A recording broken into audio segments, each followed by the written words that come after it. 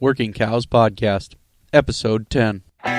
Welcome to the podcast that gives producers a platform to discuss and share paradigm-challenging practices. Practices that have increased the effectiveness of their operation and the joy that their families have received from this lifestyle.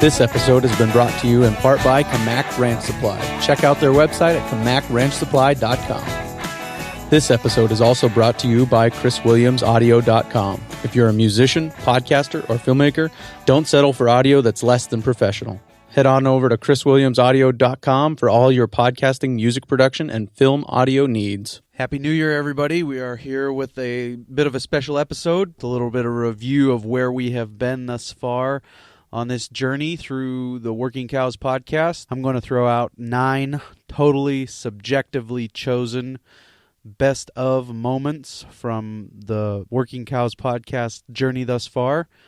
If you think I'm wrong, feel free to share with me your favorite moments from any of the previous 9 episodes. You can hit me up on Facebook at facebook.com/workingcows. You can hit me up on Twitter at YPClayConnery, twitter.com/YPClayConnery. In the meantime, enjoy some of my personal favorite moments from the 2017 year that was on the Working Cows podcast. On episode 1 of the Working Cows podcast, we sat down with Mary Jo Ehrman, who shared with us the control that is offered to people using the infinite banking concept. Unfortunately, too often in pretty much the human condition is too often we refuse to change until the pain of staying the same is greater than the pain of changing. Yep, and that's funny that you say that, because how did the concept come to be? Nelson had a $500,000 land loan that went to 24% interest overnight on him. He had no idea how he was going to pay for it. His partner filed bankruptcy. He inherited another $300,000, so he had $800,000 at 24% interest. He says in his book, after many nights of praying, how am I going to get out of this? It came to him that he realized, I have money in life insurance, and I can use that to pay off the banks, and then I can pay myself back later. Then, how do I get more money in there as fast as I possibly can to turn around and pay off the snakes and dragons, as he calls them, and pay myself back later?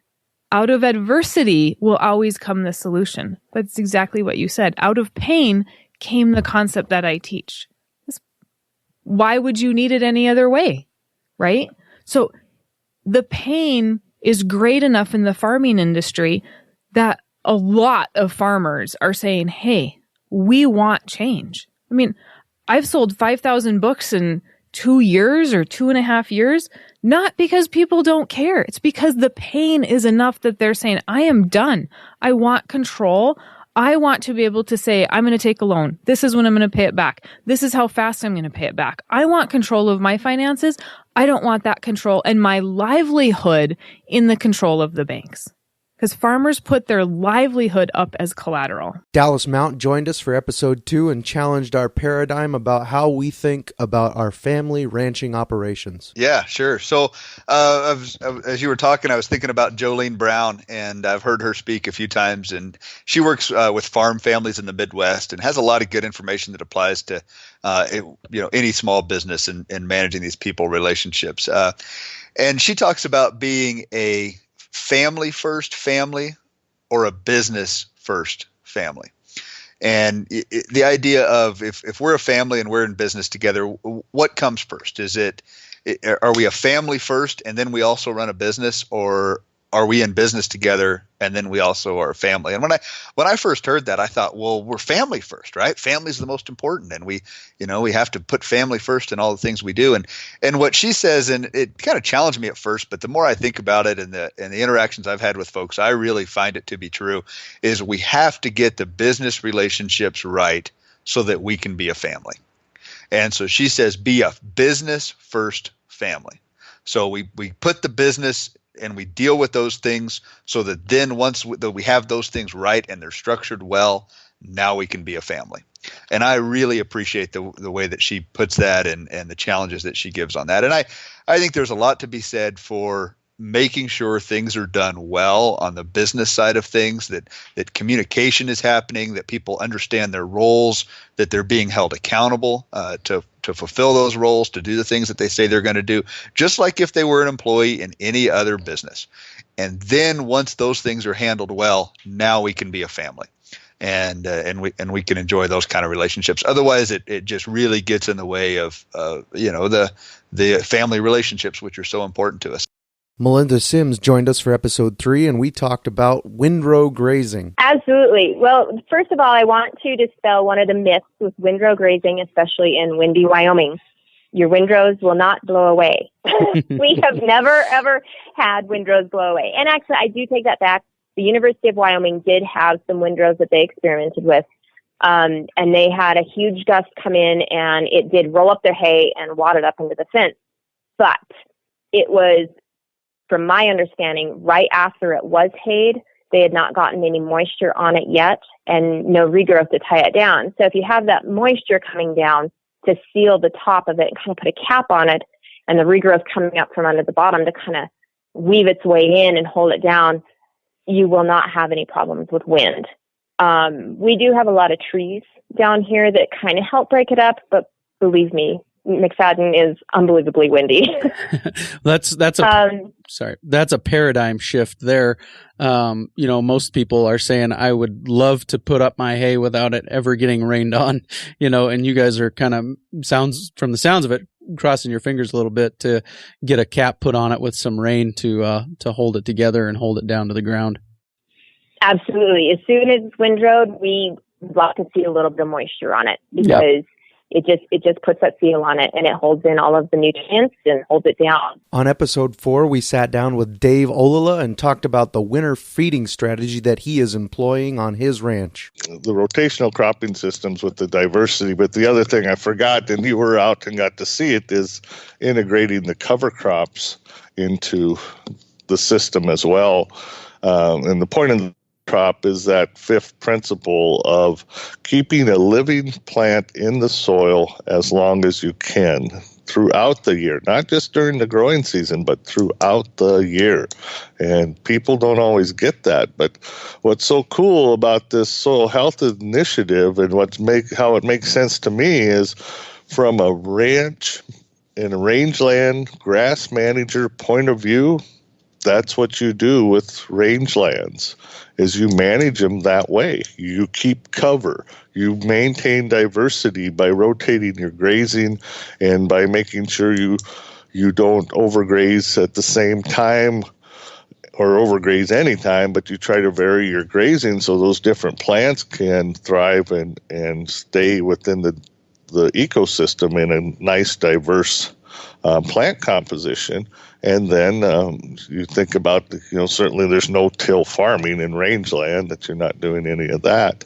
And how did the native rangelands in the northern plains develop? Through the impact of animals on there, buffalo and antelope and deer, and we've replaced them with cattle and sheep. So those that understand rangeland management can adopt and adapt those principles right into their cropland, which for me, it's quite an aha moment. Paul Youngnich joined us for episode 5 to talk about some of the hidden benefits of bale grazing. Check was low on nitrogen, all the before. I think they'd fertilized it the year or two before, but it was fairly low on nitrogen and didn't grow particularly much. Where we spread the raw manure and the compost, it did look somewhat better, better color, somewhat better growth. but it was quite a bit behind what the where we fed the cows in both overall yield and in protein. Sure. Do you think that's related to the urea spread through the urine? Yeah, for sure. There was a lot more nitrogen there, and so you had the urea that was spread. When we measured it in the soil, that was measured as immediately available nitrogen, just like as if you'd fertilized. So that went directly into the plants, and then of course you had the more slow release nitrogen that would be in the dung, and so that was spread. And that then you had the effect, if the residue wasn't too heavy, that also released nutrients as it rotted, plus it would trap moisture. So, a big part of how successful the growth would be is how you manage the residue and how even you get it, and the type of grass you pick, right? We picked the bunch grass, which is not optimal, especially if you're feeding straw. This episode has been brought to you in part by ChrisWilliamsAudio.com. If you're a musician, podcaster, or filmmaker, making your product sound great is crucial. Don't settle for audio that's less than professional. No matter what type of audio service you need, Chris Williams and his team have got you covered. Head on over to ChrisWilliamsAudio.com for all your audio production needs. Aaron Berger pushed us outside of our box for episode 6 as we talked about cow depreciation. So I think we have to be careful, I guess, a little bit around automatically assuming that having cows longer reduces cow depreciation. So it does in effect. I mean, obviously that's the denominator part, right? That's how many years do we get production out of a cow. But we also have to understand when a cow depreciates, we have some factors that go into that just beyond how long she's there. So from Nebraska's standpoint, typically we see cows appreciate and depreciate in value. And I'm not just talking about here market fluctuation in terms of the cattle cycle or things like that. But if we were to go to a major auction barn and look at some reputation 2-year-olds, they're going to bring some kind of value. I'll pick a number here. Maybe that's $1,600. There was also bred females on the same sale that day, calving at a similar time. If there were 3 and 4-year-olds in Nebraska anyway, for similar quality, they'd actually bring more per head than those bred 2-year-olds would. And that makes sense because a 3 and 4-year-old is going to tend to be more productive and also just easier to manage than that 2-year-old. As we move to 5 to 6-year-olds, that value would tend to decrease from what it would be as a 3 and 4-year-old.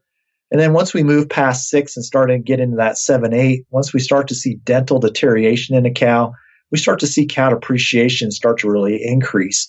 If we're getting out to that 9 or 10 and we move from a short solid cow into what they call a broken mouth cow, then we really start to see values decrease pretty rapidly. So I think as we think about addressing cow depreciation, you want to think about what your resource base are, what you're good at. If you're really good at developing replacement heifers, if your rebreed rate on those second calf heifers and those cows coming with their second calf, a 3-year-old, if you're good at getting those back in the herd and can do that pretty cost effectively, maybe an opportunity to reduce cow depreciation is to turn your cow numbers faster. So once a cow gets to be age 5 or 6, maybe we think about selling her at her prime of life when she has the greatest value, really, and before we start to see much cow depreciation. Josh Siebesma and I sat down together and talked about the hoop beef system. As part of our discussion, we talked about the benefits of returning the nutrients to the soil. Where's that going? The manure? Yep. Well, on the fields. Yeah. Does it end up back on some of the same fields that the crops that they were eating came off of? Yep. That's a good thing, right? It's kind of amazing to how much we actually had the NRCS come out and took samples of the manure and weighed our manure spreader and figured out how many tons we were putting down on a pass when we go out and spread it, and then figured out all our the nutrients we were putting down through the tests, and figured we were putting probably more than we should have been down on the ground, but at that point we were putting it on grass, so it needs it, so we were pushing it a little harder. It's very interesting. I didn't realize we could do that until these guys came out and we were talking. Oh yeah, that's a free. They didn't charge us anything to come do it. And, sure. But we scaled the scaled the manure spreader with a load on it, and then we went out and spread it, measured everything up. They had their formulas. It took a couple days, but they got it, sent me all the paperwork back. So, nice. And that right there is a huge cost saver for, going out and buying fertilizer from town and putting it down on, the ground. Yeah. So, and we're not going to be able to cover all our ground with it, but, you keep moving. If you can't just keep spreading it on the same place, you got to go, move it all over we've got a section there to work with.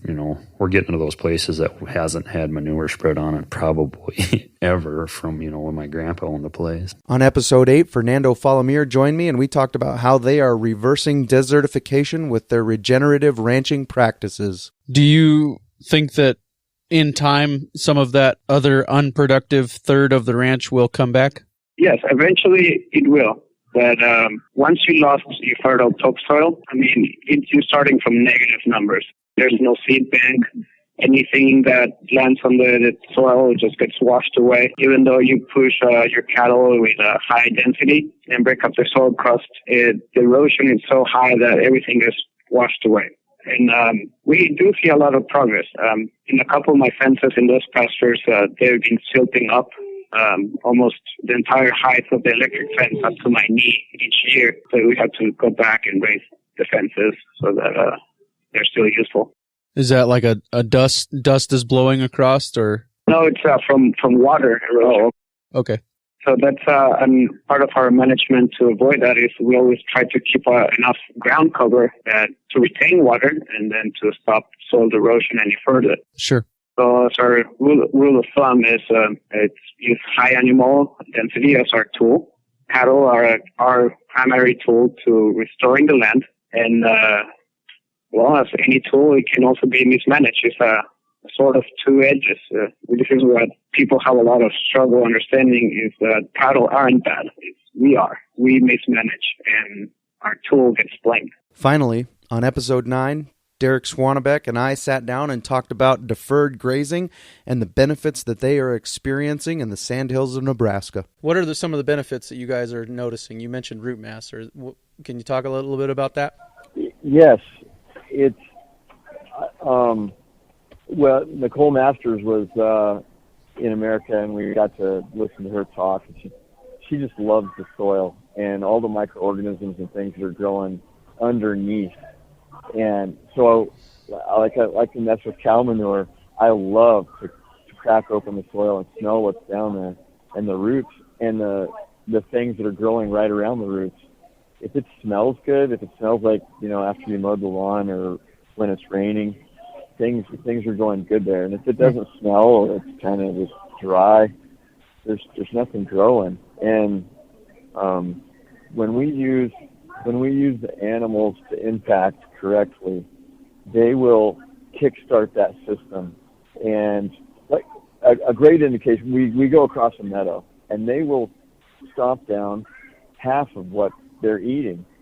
And where most people would put that into a hay bale, we're putting it right back into the soil, but it's covered it up. It's just like somebody mows their lawn and there's a clump of grass that didn't get put into the lawn bag.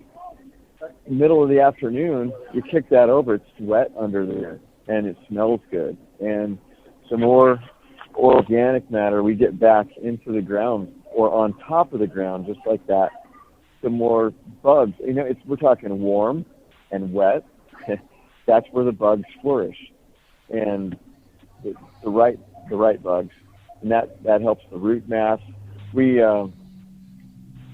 either graze or we impact that plant life, which kills off roots below the surface, but they don't just disappear. They'll rot and they'll feed microorganisms. The microorganisms in turn feed the new roots that are growing, and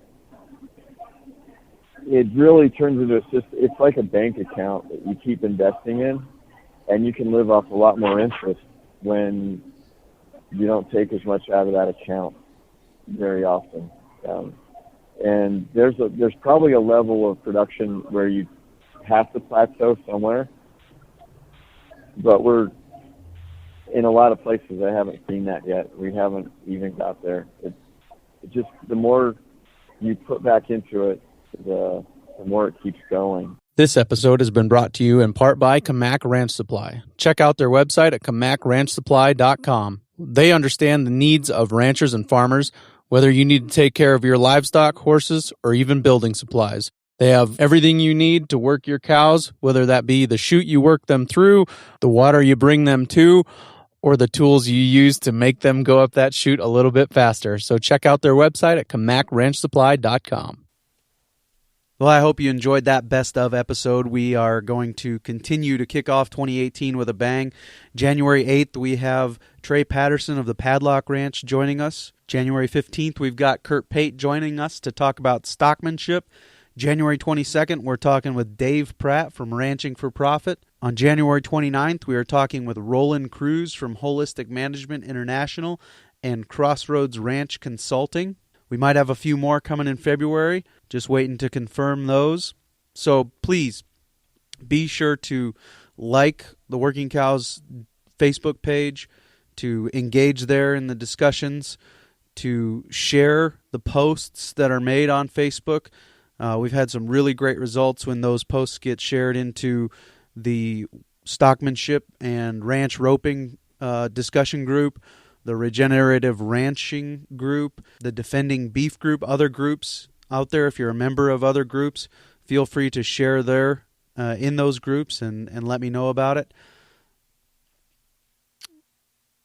Also, it's very helpful if you can subscribe, rate, and review through whatever podcast store you use, whether that's the Google Play Store or the iTunes Store or Stitcher or any of those. If you can like or if you can subscribe, rate, and review there, that's also very helpful.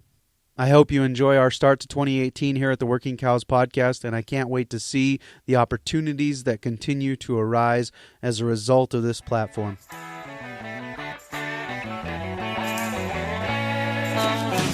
We invite you to visit workingcows.net to subscribe to the show via iTunes or Stitcher. You'll also find detailed show notes pages, resources from our guests, and the industry leaders who have influenced them. For more ideas on putting your cows to work for you in a more profitable way, tune in next week.